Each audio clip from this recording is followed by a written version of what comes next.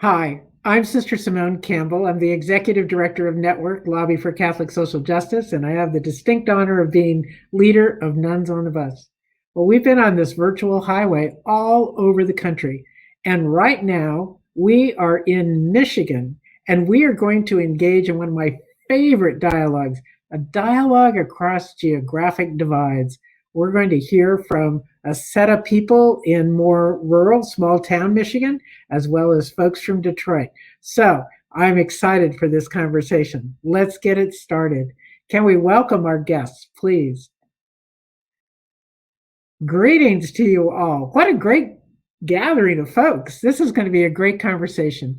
So let's just take a minute and allow all of you to introduce yourselves. Then what's going to happen is we'll take the city people, the Detroit people out, and us rural folk will have a conversation. Then we'll switch with the city folk, and then we'll bring everybody together to have a dialogue about what's going on in your worlds at this moment. So great, let's get started. Maybe we could start with you, Lynn, to introduce yourself just briefly. Yeah, it's great to be here. Thank you. My name is Lynn Punnett. I've worked in housing for close to 20 years. I live here in southeastern Michigan. I live in Tecumseh, but most of the work I do is in our county seat in Adrian, Michigan. So for perspective, that's the lowest or the farthest southern county in Michigan. We're just north of Toledo, Ohio, and really glad to be here today. Thank you. Thanks, Lynn. Karina, how about yourself? Hi, I'm Karina Jackson, and I'm the Chief Operations Officer of Mariners Inn. And Mariners is located in downtown Detroit, right behind the new Little Caesars Arena. And we are a human services organization, but we also provide housing and treatment for men in the city of Detroit. Wow, great. Okay, Joan, how about you?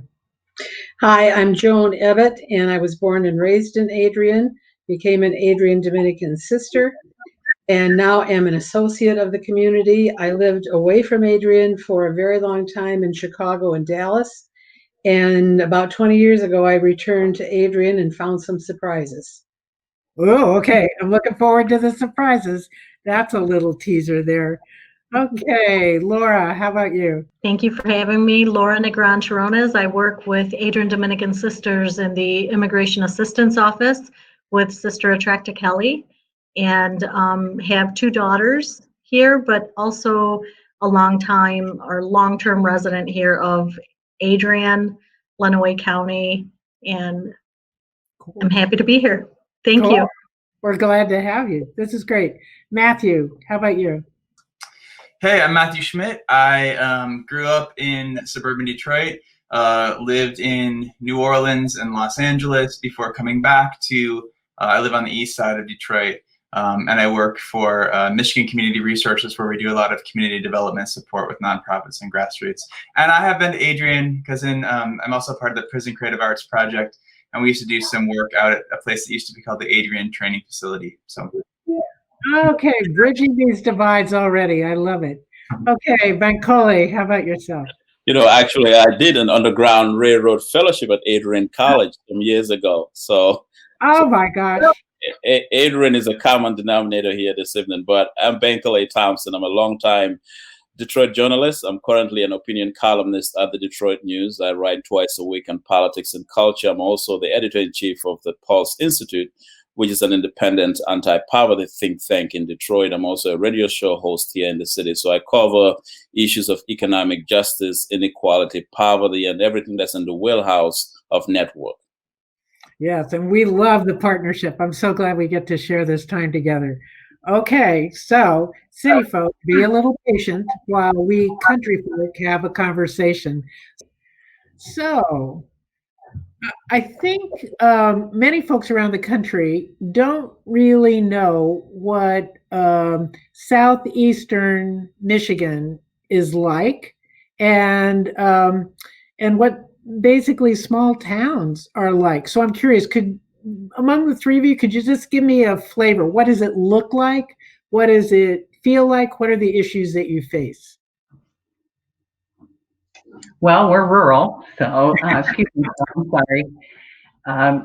Southeastern Michigan actually, as a geographical description, includes Detroit, so there's quite a difference within southeastern Michigan.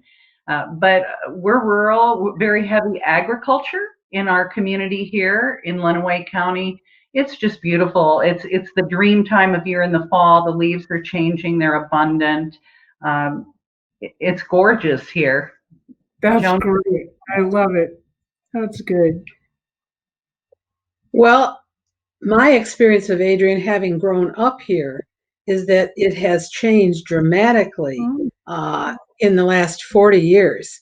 Adrian used to comprise a tremendous amount of industry, and that industry has gone way by the wayside. It is beautiful here, but I think there are significant issues with poverty, blight. The homes in Adrian, most of them are structured, not brick, and so many of them are going back to the earth, and people can't afford to care for them. So that's just one of the issues. There are many, many more, but part of it has to do with loss of industry, I think. Wow, that's an interesting point. Let's hold on to that one. We'll hold on to beauty. We'll hold on to challenge of industry. Laura, what's the piece of Adrian that you see? So I agree both with Lynn and Joan in the industry and the loss of jobs that we've experienced here in the last, I'd say 10, 12 years has been really tough. But now being involved in immigration, being able to see how immigration changes and has affected our Hispanic population, and being more involved in that area, I've seen a little bit more of what that's doing, but can see where housing and education is needed with our Hispanic population, the needs for everything. I mean, housing, jobs, rent assistance. Yeah, so I mean, I can see all of those areas. There's a need. Wow, and I realized as you were talking about immigrants, I was thinking that would be mostly farm workers or people engaged in the farming industry. But from what you just said, does that indicate that there's a lot of immigrants in Adrian itself? So that's what I'm seeing now more, being involved in this with Sister Attracta. Oh, wow. So, yes. And I mean, I have had contact in the past with folks, but didn't know to what extent. So yes, we're seeing, I see that as a big issue. Yeah. Yes. That's interesting. Not just the farm workers, but that, they're here illegally. Okay. Well, getting a feel for this. So it's really rural. There's farms, then there's the town, but the town has lost industry. So what's holding the town together at this point? I'll go first, and ladies, please add. We have 3 institutions of higher education here, not only Siena Heights, we have Adrian College and we have Jackson College. This is significant to our economy, these 3 institutions. That's a big deal to me. And also part of that beauty, but it's suffered, is the arts culture here in Adrian, but all of Lenawee County. It's very, very rich. And what I think Matthew mentioned was what we call now the Adrian Center for the Arts, the old training school, is a showcase, but they have challenges too. Wow. Yeah, I can imagine. So, Joan, you mentioned the housing issue, and I'm curious, if you've lost industry, then there must be not much new housing. Well, how do you deal with a town that expands when kids are in school and then shrinks? Is that an accordion effect? Well, yeah, that is one of the issues. But when you think about the housing here too, so many jobs have been lost that people are walking away from their houses, their mortgages. They don't have jobs anymore, so they're moving away to find a job. So that's one of the issues with the jobs. It's true, as Lynn said, that we have we're very lucky in the culture and the arts. The Croswell Opera House is the oldest theater in Michigan and one of the oldest in the United States. Wait. You have an opera house in Adrian?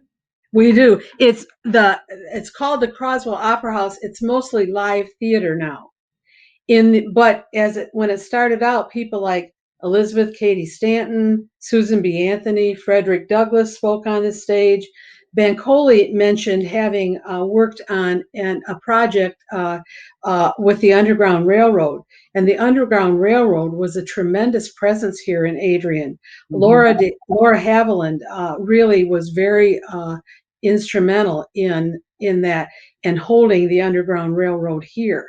And so that's a big history in Adrian and important.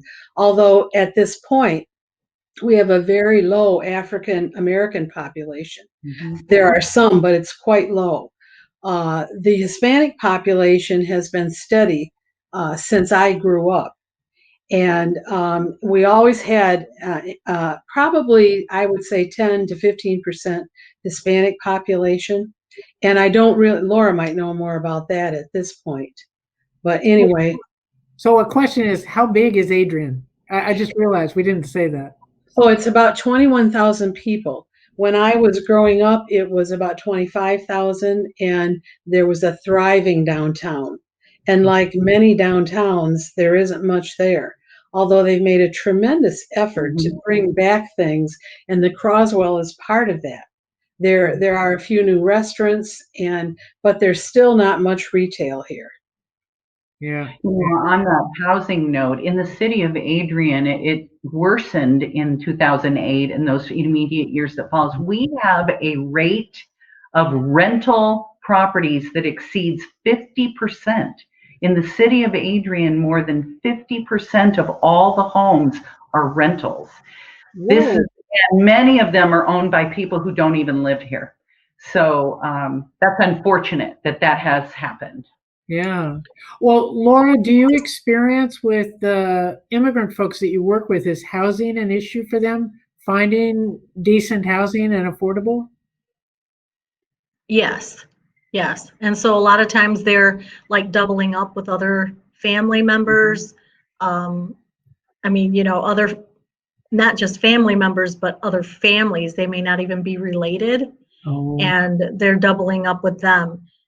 And then even if you're going through the immigration process with them, obviously not being able to find work, find employment. So what happens with them? They may be getting a lot of help from either family or friends to be able to take care of them while they're going through the process. Wow. It's a huge challenge. Yes. Okay, we only have like a minute and a half left, but I have to ask one more question because as you said that, it made me think, what do folks do for transportation? Do you have to have a car to get around?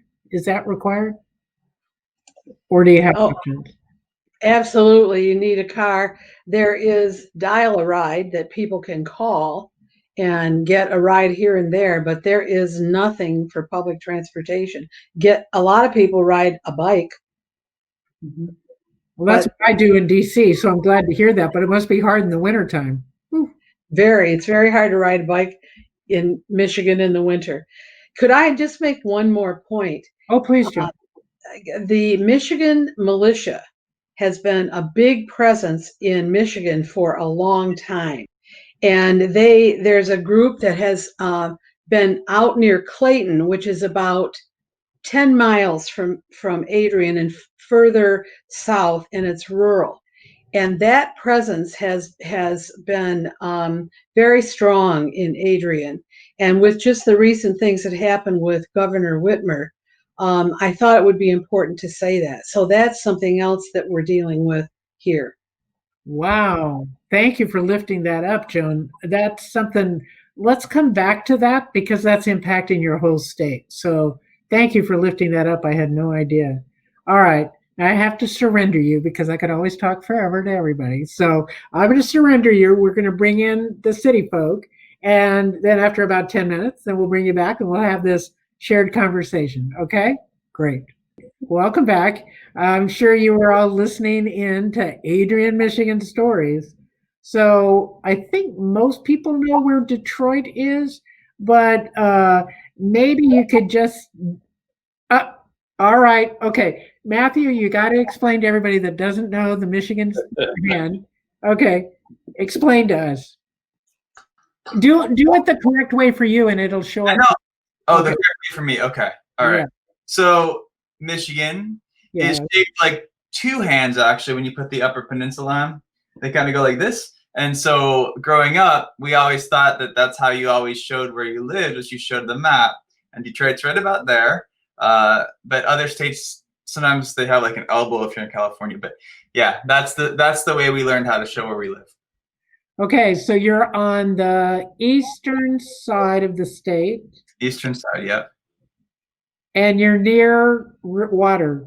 I saw water. What water are you near? We're near, it's called the Detroit River, but it's technically not a river. There's Lake St. Clair. It's in between Lake Huron and Lake Erie. And we also are a border city. We have, which was crazy having moved from LA, seeing ICE officials driving around, but we are that close to the border. Wow. And it's the one place where I remember that the United States is north of Canada, right? Okay. All right. So I think another important distinction, though, is that Detroit is the largest African American city in the nation right now. So it is, in fact, the Mecca for Black America. Wow. I didn't realize that. And has that grown over the recent Not per se. The population in Detroit has decreased, but it's still maintained as the largest African American city, electoral wise. Brooklyn may have more African Americans than Detroit, but it's not a Black city. It's not governed. So Detroit is the largest African American Black city in the nation. Wow. Yeah. So that's the distinction. That's the uniqueness of Detroit as well, in terms of in the what I call the social justice pilgrimage and the movements that started in this city, from Dr. King's first draft of the I Have a Dream speech, from the Malcolm X's speeches and all of that. Detroit has had this long-standing history of being the epicenter for social justice battles. Right. And the last panel was talking about rural housing issues. And I know Detroit has had some your own set of housing challenges. And Karina, you worked with homeless folks. So I'm wondering, can you talk about some of the housing challenges that Detroit is facing? What's going on for you all? Absolutely. Besides the fact that most of our men are homeless, and homeless has different definitions. People may not realize they're homeless. If you don't have an address and a license that has an address, and you're most likely homeless. If you're sleeping on someone's couch or you're going to visit somebody, sleeping in your car, you're homeless. So many of our men are homeless and they don't have an opportunity to find permanent housing. Permanent supportive housing is an issue across the city of Detroit. Many people will go through treatment, and then when they're done with treatment, they either go back to the house that they were in when they used, or they go back to that neighborhood, but they don't have supportive housing in an effort to help them maintain their sobriety. And we're not even including the same thing Laura talked about with families living together. A lot of times in the city of Detroit, you'll have many generations living in one household at the same time, either because, for one thing, the city of Detroit, the cost of housing has gone up tremendously, and many people can't afford the housing in downtown Detroit. So they end up in the suburbs or outside of downtown Detroit because rent is so very high. If you're moving into downtown Detroit, you're paying more than $2,000 a month for an apartment. Yeah, my nephew said those are like DC prices. So people don't recognize that in Detroit, that housing is very expensive. So many people are priced out of housing. And then if a place is able to open and they have what they consider affordable housing, they only have to have 10 to 15%. So that may be 3 apartments depending on how big the building is. So housing, the cost of housing and just having safe, comfortable, supportive housing in the city of Detroit is an issue, whether you have an addiction or you don't. Wow. I had no idea it was so expensive. Yes, it's very expensive to live in downtown Detroit now. Oh man, is that because of all the development, the gentrification stuff? Absolutely. We won't even start talking about gentrification, but I think the coronavirus has actually may change that. But because of, and we're right behind Little Caesars Arena. Once the Illich family quietly purchased a lot of that land around there, the prices started to go up. So it's nothing for us to have a condo 3 blocks from us that's $500,000. Literally, it will cost that much to purchase property in the downtown Detroit area or the Midtown area. So housing prices are way too high for anybody based on their income, especially minimum wage. It's just not going to happen. It's not going to happen. Matthew, so you moved to okay, now I don't fully understand all the geography. You said you moved to the east side of Detroit. So did you manage to avoid all this development, or what's your experience? I mean, we're all part of this story, and I think my moving here is complicated in all that they're talking about. But yes, I mean, we moved here 4 years ago. We were drawn to a community that we had been connecting with for a little while, but we had a choice to move here, right? We were able to afford a house. Moving from Los Angeles, it was. Oh yes, right. Okay. That's a huge story, and I think a lot, and I try to pay attention to a lot of the ways that my presence here is. It's a complicated thing for sure. We love this part of town. We are. Was once mostly an Italian immigrant area. Now it's mostly African American, and we are here.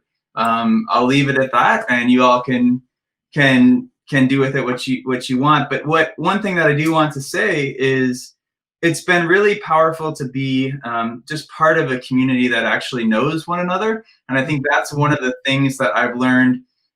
Both when I lived in New Orleans and here, predominantly Black cities, willing to step outside and be in front yards and talk to one another is a thing that I was really craving and really missing, having grown up, having lived in LA for a while, where everyone was just like, there's too many people. But another thing that I'm really becoming intimately aware of are things like the lack of public transit, making it very difficult, even from this part of the community, 4 miles from the center of downtown, to get to places downtown. Like somebody said at the beginning, usually we have more connectivity issues in rural areas than urban. Not in Detroit. My cell phone does not really work outside of this house, and we learned how we were exacerbated in the time where everything was going digital and virtual. I've heard numbers anywhere from 25 to 40% of households in Detroit are not connected to the internet, and that became emergency level kinds of things of getting notifications to people and information to people. And a lot of the nonprofits that I work with that are all grassroots based had to quickly pivot at a time when they were not supposed to be connecting with people face to face, but it was like, we got to get people food. Like this is crazy. Yeah. Nobody can ride the buses for a while. I mean, these were critical care issues that were not so much just about whether you can afford internet or not, or high speed data. Like people just were cut out. Wow. Well, Bankole, in your work, I mean, you work on the issue of poverty at the Pulse Institute. So, I mean, how does this dislocation, what Matthew's talking about being so separate or abandoned in a way, if you don't have access to this digital world, I mean, I can't even imagine how hard that would be to be in the city with all these people around but not connected. Well, what he's saying is right. There is a great digital divide, which is compounded by this what I call a willingness kind of to look the other way. we have an economy within an economy in Detroit.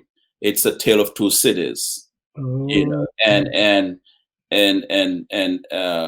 Charles Dickens, A Tale of Two Cities. And so what we see in Detroit is we have this grinding poverty, grinding inequality, and it's almost as if it's forgotten and nobody wants to talk about it. So you only have in the space that I'm in, the kind of public service journalism that I practice, I call it a ministry. There are only few voices that are willing to press this issue in the forefront.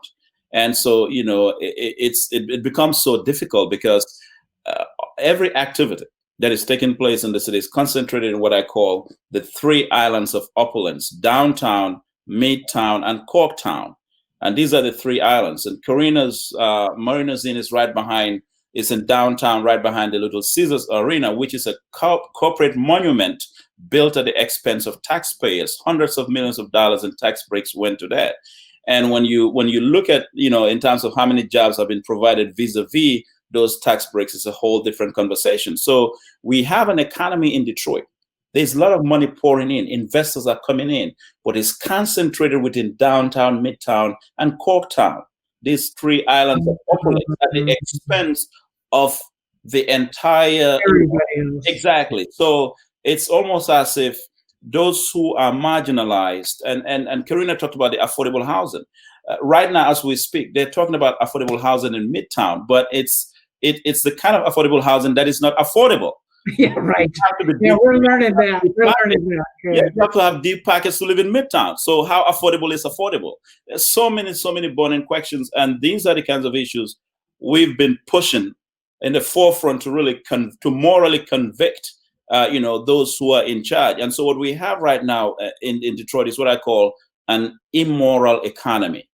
Ooh. And that is what is really going on, because aside from the fact that this is the largest Black city, which is significant, but Detroit also has the unflattering distinction of being the second largest poverty city in the nation. Cleveland is the first at 30.8. We just went down 30.6. We still have an unflattering distinction. So we're dealing with one of the largest poverty cities in America.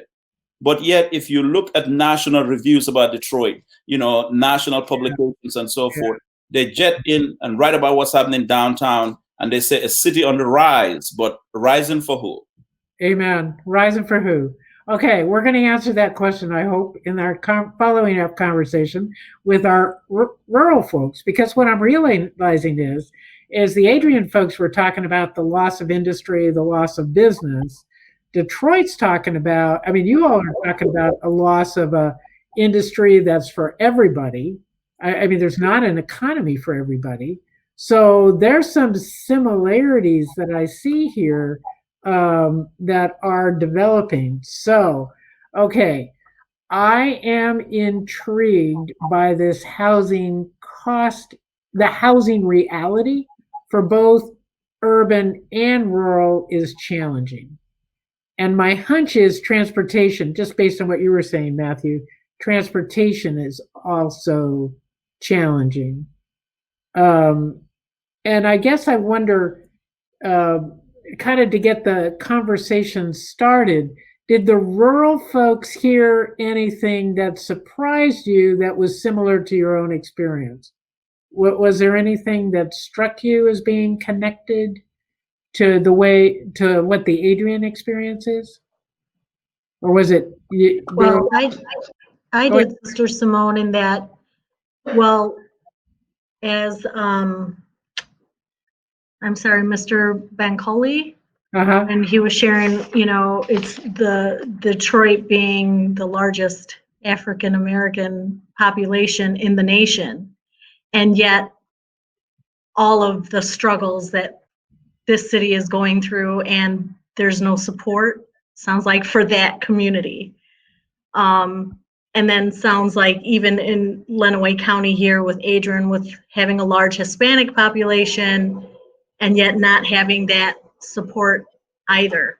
I mean, we have some support, like I said, but yeah, the jobs, the economy, we've got issues with immigration, housing. So, and those are, I'm sure, the same what I heard from Mr. Bancoli in Detroit. So it's a bit disheartening, to say the least. Yeah, thank you. A level of structural racism that gets ignored in the community. Wow. Good point, Laura. Thanks for lifting that up. So so we've got these 3 islands in Detroit. We have efforts in Adrian, but it seems like there are few people that they benefit. Is that the way it is? And are most of the benefits going to outside investors? That's what I'm understanding. I think, Yeah. Okay.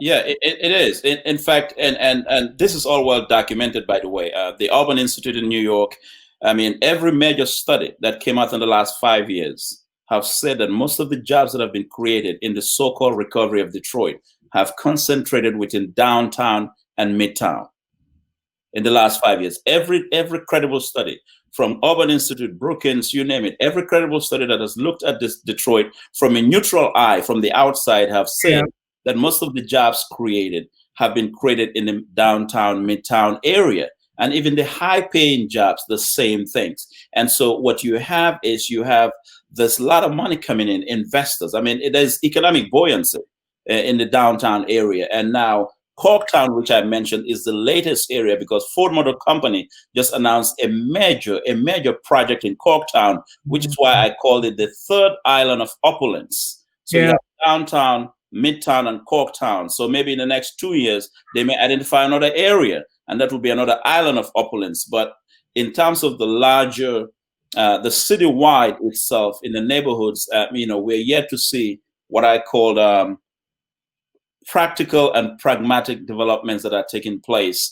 And I've argued this, that, the comeback of the city ought to be, experiential, not just esoteric. Not just. Okay. And because when you talk to people, they'll tell you, look, okay, downtown is coming back, but I'm not coming back. My life is not coming back. So the officials downtown can talk about an esoteric comeback, but it ought to be experiential because people are not experiencing it. And transportation is a big deal, like Matthew mentioned. Sisters, so let me jump in on that, Bankole. Thank you. So some real hard numbers. When I first moved back in 2016 and 2017, I had trouble getting a job, and that was interesting because I was working in the nonprofit field, and thankfully, rightfully, those jobs I was making finalists, but they were going to local Detroiters, local Black Detroiters who were getting those jobs over me, as it should be. I was new, so I started driving for Lyft, and I still had California plates, so I was still paying insurance from there, and I was picking up men that lived in my neighborhood to drive them all the way to the suburbs to work in Warren and beyond, right? Where the jobs were. And I'm like, wow, you're taking Lyft every day. That's, at least $20 there and $20 back. And they're like, well, yeah, but you want to talk about what my insurance would cost? I found out from my policy when I was trying to take the same policy from California and transfer it to Detroit, my policy was $91 a month there. It was going to be $420 for the same policy. $420, and I'm, older than these guys, so they were talking about $650 a month for insurance, and that's not even the car payment. So yeah, it was cheaper, but still killer expensive because the public transit from our part of town was not adequate to get to work on time. It might come through, but they were at risk of losing their jobs. So this just blew my mind. $600 for insurance, and so when you talk about when people were advocating for the synthesizing of the bus systems, which has been a long-standing thing here. It's a car town. Everyone should own a car. There's a lot of investment. Well, you are Detroit. Right. Detroit. And, but what does that look like for the guys in this neighborhood? It means they are spending about $700 a month just to get to a not great paying job in the suburbs. Wow. Oh my gosh. Well, which coordinates with what you were saying in Adrian, that you need a car to get around, or a bike if you can do it, right? Yeah, absolutely. But when Bankole was talking, I think he was really talking about, and I hate to bring up politics even a little, but I mean, he's talking about the money's going to the 1%. And the rest is trickle down economics, which we know doesn't work. And one of the big problems in Adrian is that we have lost the middle class. Well, that's not just in Adrian, that's all over the place. Right. But everything is being squeezed, and the poor get poorer, and the 1% gets richer. And I think that's a huge problem, and that's not going to change until we make some changes. Yes. Tax policy, all of the network agenda. Shall we deal with that? Pay your fair share. All right, we won't go down that rabbit hole. We'll just keep talking about reality, keep it going. Well, but Karina, I'm guessing that your program have trouble that you are in you're by the center, and is it hard for your men to get to you, or how is that? So thankfully, we received tax credit to build more housing. So we're starting in 2021, we'll be building permanent supportive housing for the men who are leaving our program. But again, that's money, and trying to raise money during a global pandemic is like almost unheard of. But we are seeing some changes. NSOs opening up their apartment buildings for those individuals who are homeless coming through their program, as well as an NSO is Neighborhood Service Organization, another nonprofit like ours, and COTS, which is a Coalition on Temporary Services. All of them are working just as we are to just provide the housing, because it's not there and it's not coming. I had the luxury of having Ben Carson come and visit Mariners Inn probably about 2 years ago. And I said there was 3 things that I needed him to understand before we sat down and talked, because I might lose him at that point. And I was like, housing is an issue in the city of Detroit. Affordable housing is an issue. And if you are over HUD, that is on your agenda. I need you to look at that. Poverty is an issue in the city of Detroit. But people, like Bankole say, people don't see that. They see all these great things going on in Detroit. They're like, oh, Detroit is doing so great. This virus is about to show all of our negativity is about to be shown, and all of these places that were open and making money, they're not making money right now. So if anything, we have had to create it ourselves, because the government is not helping us. The city is not able to afford to help us. And the push is not to help those that are poor. The push is to continue to help those who are rich. Like Joan said, the rich will continue to get rich and the poor will continue to get poor. And we are part of the population that nobody cares about. So if we don't do it ourselves, we're not going to get it from anybody else. So Karina, with COVID, then much of the new business in these luxury islands has shut down or is not able to. Absolutely. We went to a local restaurant. This is my first time being in an enclosed restaurant since March 16th, and they said they had only been open 2 weeks. Little Caesars Arena has not had one concert, has not had one Pistons game, has not had one Red Wings game. All of that is money that they are losing. And the services still need to be provided. We were still open the entire time. We couldn't shut down. We couldn't say, hey, homeless people, good luck finding a place to stay. We still had to provide services.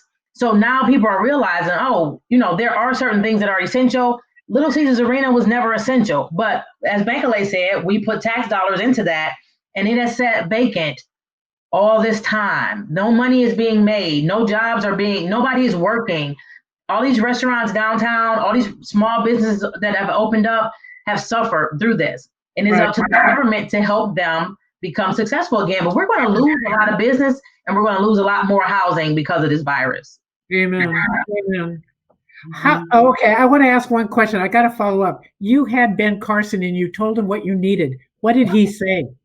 He started quoting the Bible. Oh, no, give me a break. He said to me, he said that in the next few years, the government will only have money to pay off the debt, and for the military, they will not have money for programs like ours. That's what he said to us.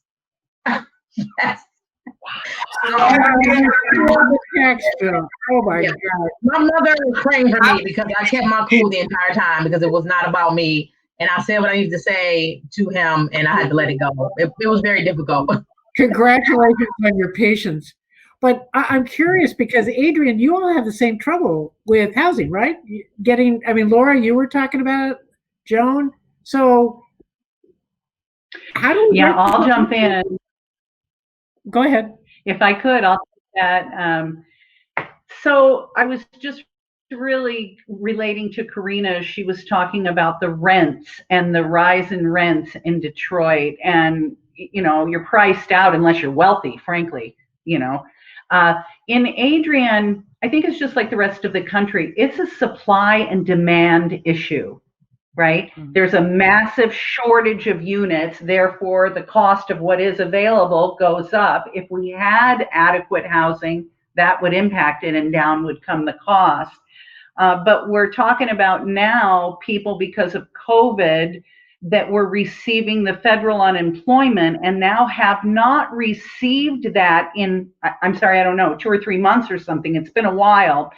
And what we're seeing in Adrian, Lenawee County all over, is that now the delinquent rents are going up. They can't pay them.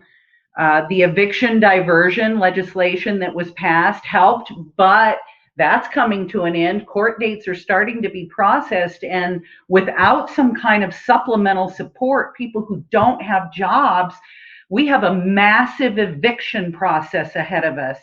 And I don't yet know the solution. I imagine that's something similar in Detroit, because we've got problems that are coming in Adrian. Amen. And I imagine those same problems are happening in Detroit, right? That with the COVID, the loss of jobs, loss of income, and then no stimulus money at all. Whoa. Well, okay. So one of the questions that I'm being given here is the thing about valuing sports more than housing. That will house a sports team before we house our people. Is there any moral traction? Do you think there's any possibility of making an argument like that, shaming them into investing in what's really, low cost housing? That's what we need. I don't think you're going to shame people into that, because when we're paying professional athletes $400 million because they can throw a ball, I'm not taking away from their talent, please. Things are out of whack. That is not the way it should be. And then therefore you need this sports types arenas. We have such an emphasis on professional sports that's out of balance. Wow.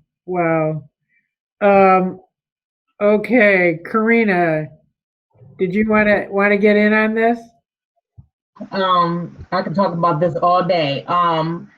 So I want to add to what Lynn said. There is going to be a huge issue. Again, we had somebody that interviewed, and during the interview, he said COVID made him aware of how irresponsible he has been his entire life. And I was like, wow. I had never thought about it that way. He said the stuff that I bought, the things I spent my money on, were not important, because now we are suffering through something that we have no control over. So when you think about evictions, and that's for people who have a place to stay, we're not even talking about people who don't even have a place to stay. And then we're going to end up with more people who are homeless based on what happens with this eviction, with all of these evictions. But also, when you look at the bigger picture of people not being paid enough, that no matter how much they get paid, they're still not going to, I think they said you should make $21 an hour just to afford a low income apartment in Detroit. $21 an hour. That's not even the minimum wage in the state of Michigan. I think the minimum wage is $7. It might be $8 at this point. And we pay $10 just to our clients who are in treatment, so they'll have some money, but they still don't make enough to afford housing. That's a bigger issue. That is it. But we got to think about who the lobbyists are. And that's why transportation will always be an issue here, because the lobbyists for the car companies have always made sure we didn't have public transportation because they want everybody to buy a car. The insurance companies have lobbyists to make sure insurance is high so that people are able, those who can, will, those who can't, or drive dirty, and possibly go to jail. It's a whole plethora of things that happen after that. But I think COVID is going to impact every area of our lives: evictions, income, health, housing, everything will be impacted by what happens with COVID. And we haven't seen the worst of it yet. We literally have not seen the worst of it yet. Wow. Okay, Joan raised this issue of militia, and that they're near Adrian, or at least a group of them are near Adrian, and the militarization. I mean, this whole thing with Governor Whitmer is pretty shocking. So I'm curious, does the issue of militia, and which felt from my, at a distance, I'm not in Michigan, but it felt really about white supremacy and protecting the white reality. Is that how you all experience it? And what I think that's right. Go I'm ahead. sorry. Go for it, Joan. I think it's definitely about white supremacy. And I think if you look, when you see on TV, who's in the militias, young, white, mostly not very educated men, high school diploma, but there's not a lot of college beyond that. And the rural thing, it is very strong. And it's very scary, I think. It affects all the populations. As I said, we have a small Black population. We do have an Hispanic population. The LGBTQ population. I'm a lesbian. I have a wife, and I have been afraid at times in Michigan when I have seen some of these young men and when I've heard some of the comments. So I think this is a huge problem in Michigan. And I think the only way out is education. Wow. How about in Detroit itself? Do you have a similar experience, or is this more a rural reality at this point? Up your unit. I'm going to share a quick short story. I've traveled down the road because I was personally sued with the Detroit News. I was sued in 2016 in the midst of the 2016 presidential campaign. I was sued by a prominent white supremacist called James Edwards out of Tennessee, who's had David Duke, the Klan leader, and all of them on his show and all of that. So he sued me for calling him a Klan leader in my column in the Detroit News. And it was a 2-year legal battle. It went all the way to the Michigan Court of Appeals. Because what they were doing was, I felt like they were running a project in Detroit that if they had succeeded in making a legitimate libel claim against me, they will use it to go after every other journalist around the country. So they sued me and the Detroit News and filed a lawsuit on the day of my birthday. And then after that, I started getting some very, pictures of dead people in the mail and all kinds of stuff. But the Detroit News stood its ground. We stood our ground. And so, in fact, the lawyers who represented me said this is a fight between good and evil. They said in their entire career, this is perhaps the most prominent lawsuit that they've taken on. So after 2 years, we defeated them in the Michigan Court of Appeals when the court ruled in a unanimous opinion that my columns are protected political speech, that I'm entitled to the First Amendment. So after we won in the Michigan Court of Appeals, they ran out of here and they didn't come back. But it was almost as if they were running a trial, that if they succeeded in the Court of Appeals in defeating us, then they will use this as a national project to go after. And the lawyer who sued me, who actually represented James Edwards, as prominent white supremacist out of Tennessee, the lawyer he took is the same lawyer who represented Richard Spence, the founder of the alt-right. So I've traveled down that road, and I know, we defeated these guys. It was a battle between good and evil, but it just tells you they're very present in Michigan, and we just have to be fearless, and we can be cowed into, doing what is right when it comes to issues of racial justice, gender equality, LGBT issues, and so forth. But they're around. Yeah. Can I? Yes. So Bankole lifts up sort of what I would call like the overt white supremacy. I think the thing that I get to experience a lot is kind of the shades of those like sort of under the radar covert Not always covert, but where I grew up, my parents, my family still lives there. I go back and forth a lot. My mom, she passed away earlier this year, pretty unexpectedly, but she grew up in the suburbs where I grew up. She grew up under the leadership of, or like in her adult years, under L. Brooks Patterson, right? This, I see some nodding. He was the Oakland County executive, right, over the whole county, making all kinds of choices, making all kinds of campaigns. One of them being very adamantly against linking the bus systems, right? That was a huge thing. He would sort of pull the wool over people's eyes about, in the suburbs, it was all this like, oh, it's going to raise your taxes. But it was also, he would say things along the lines of, we don't want access to the suburbs. We don't want the Black folks coming into the suburbs, quite literally. That's what he was talking about. And my mom, we're all dealing with levels as white people learning how to dismantle those sort of systemic racist ideas that were sort of embedded. But my mom, in the last years of her life, was not driving, so she was taking Lyft rides a lot.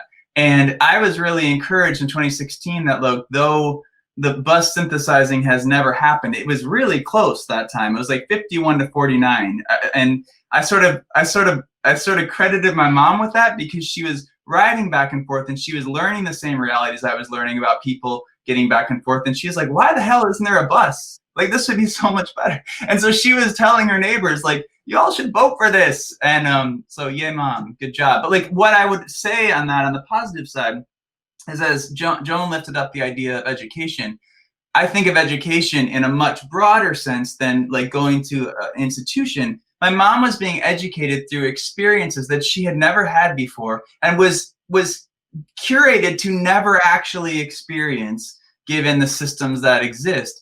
And so I love these kinds of talks where we can talk to people in the rural areas and see, wow, we're both dealing with these federal housing, just obfuscations of the money. And I don't know how Ben Carson has a job. Why is he even being paid if they're not? Sorry. And he's from Detroit too. Yes, he is. Oh, he's from Detroit? Oh yeah, that's the biggest shame. That's the biggest moral indictment. He is from Detroit. You would think Detroit would be an example of a model urban city and how to bring it back, but he's from Detroit. But I want to say something quickly though. There are two things. Right now we're dealing with what we call, and I shared this with you, Sister Simone, way back, $600 million over taxation of Detroit homeowners. This was revealed in a Detroit News investigation. It's perhaps the biggest financial assault on Detroit residents in the modern era. From 2010 to 2016, it was revealed that Detroit homeowners were overtaxed by $600 million. The city administration has not offered any sort of compensation to address the issue. The mayor said, we spend the money, basically we've spent the money, move on. And then last year, ProPublica magazine, which is a national nonprofit, revealed that in fact, the Detroit's billionaire investor, Dan Gilbert, who's called Mr. Detroit, the one who is basically, he owns more than 100 buildings downtown Detroit, single-handedly driving the recovery in the downtown. The ProPublica, in an in-depth investigation, found out that in fact, Dan Gilbert is the recipient of Opportunity Zones tax breaks that were meant for poor people in Detroit. Or the big scandal. That's what we're dealing with. Well, I know I was going to come to your event that was going to push that. We were looking forward to it. I know, I was so excited, and then COVID hit. Yeah. Yeah. Oh my gosh. Okay. I can't believe this. We're almost out of time. How this happened. This was a fabulous conversation. But I'm going to ask each of you, okay, so our viewers have seen from around the country, we found similar issues, different expressions. But I think for me, one of the most powerful pieces is the underlying racism that is structurally involved in so much of this. And anyway, it's a lot for me to learn, and I'm so appreciative of it. But I'm going to give each of you a chance to say one little piece about, to our viewing audience, what do you want them to remember, either about this conversation or about your home place? What is the good news in your home place? Because we've been talking a lot about problems. So we started off with Lynn talking a bit about beauty of the countryside. So I think we ought to loop it around and talk about some good news from where you live. What would you like to share with people? And I'm going to just let you go in whatever your order you're ready to do. I think Well, I'm ready, and I'll talk about, That's okay, Lynn. Go ahead. Oh, sorry. Some really great rural news in Lenawee County. There are so many rural communities in our country that have lost their hospitals.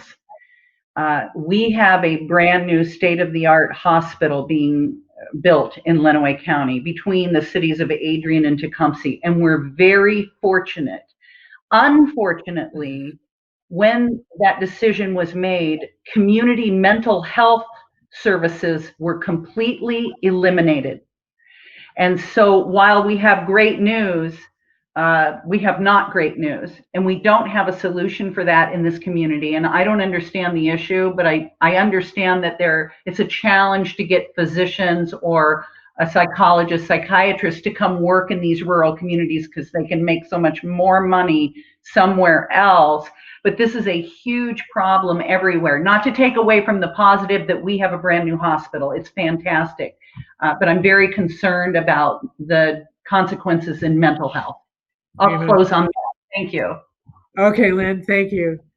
Okay. behavioral health doesn't make money. That's that comment. The good news is we have the Adrian Dominican Sisters here in Adrian, and they do tremendous work. Laura has already talked about Attracta Kelly, Sister Attracta Kelly, who does immigration work, but the countless kinds of things going on in Adrian. The sisters are a part of Indivisible, which many of you know is helping to promote justice in so many ways, particularly since 2016. And they have made loans. They have a microloan program in which they give money for people starting their businesses, and they just do tremendous work in the community. And they are one of the largest employers also in the community. I think that's great news. Love it. And I have a bunch of good friends that are Adrian Dominicans. So. I know you do. Of course, I have to go ahead and piggyback off of that too, to be blessed to be able to work here and work with Sister Attracta here at Adrian Dominican Sisters. So while, as Sister Simone said, you know, the good and the bad, so you have to, I guess, really weigh it out, each area that we work in. So it's one person at a time that you try to work with, and here with Sister Attracta, one family at a time that you're able to get them, you know, work authorization so that they can work here legally and start that process. So although that you know, these other areas, these larger issues, it almost, like I said earlier, it's a bit disheartening, but then you have to just take your wins and really look at that and focus on that. Lots of students, DACA students renewing their DACA, that we're able to keep them here. So those are the positives, and so thankful for Adrian Dominican Sisters and Sister Attracta and working in her ministry of All right, thanks, immigration. Laura. Thank you. I'm going to jump in here because something that I share with my staff is that Detroit's COVID numbers are lower than the rest of Michigan. And I know that is because of our leadership and because we jumped on testing, contact tracing, and everything we need to do before our federal government did. So they need to leave Whitmer alone because we are all in a better state because of the choices that she made in order to keep us safe. Also, as bad as COVID is, it has opened up so many eyes to what's going on in this world. And I think at the end of it, whenever that end is, it may be next year, maybe 5 years from now, we will all be better because of it. I love it. Thanks. Matthew? Yeah, with my work with Michigan Community Resources, I get to work a lot with the Kresge Foundation. And the Kresge, for those of you, is the family behind Kmart. And like aside from how they amassed such great fortune, which I think the current pope might call unbridled capitalism, but anyway, the people on the ground are doing really amazing things through a thing called the Kresge Innovative Projects Detroit, KIPD.